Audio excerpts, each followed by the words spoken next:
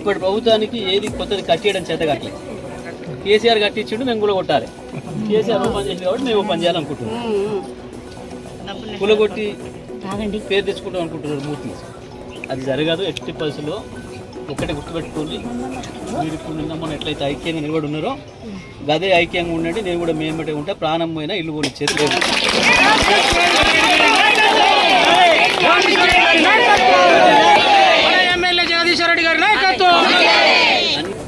Court మీద కూడా ఆలోచన చేస్తా. వీళ్ళు అంటే సుప్రీంకోర్టు చెప్పిందని కూడా అడ్డం పెడుతుంది. అదే సుప్రీంకోర్టు మనం కూడా పోదాం. అయ్యా మిగతా లెక్క కాదు మా పరిస్థితి. గవర్నమెంట్ పైసలు తీసుకొని ఇచ్చిన జాగ్రత్త వాస్తవం. కొన్ని అయితే కొన్నాక కూడా మీరు ఎవడో కొనుక్కో పైసలు కట్టినది గవర్నమెంట్ జాగా మాకు కట్టాలని చెప్పి మళ్ళీ గవర్నమెంట్ కట్టించుకున్నాం. 2 సార్లు కొనుక్కున్నాం. ఇది పైగా ఇక్కడ కట్ట ఉంది, కట్ట కింద ఉన్నాము. ఇలా చుక్క నీళ్ళు వచ్చే అవకాశమే లేదు. మేము ఏం నీళ్ళనే ఆపుతలేము. ఏడ మాకు ఇబ్బంది లేదు. పైగా అన్నిటికీ మించి ప్రభుత్వమే అనుమతులు ఇచ్చింది. పైగా ఇది గవర్నమెంట్ స్కూలు, ఇదో స్కూలు, అటొక స్కూలు. 3 స్కూలు ఇప్పుడు దీంట్లో కూలగొట్టాల్సిన దాంట్లో ఉన్నాయి.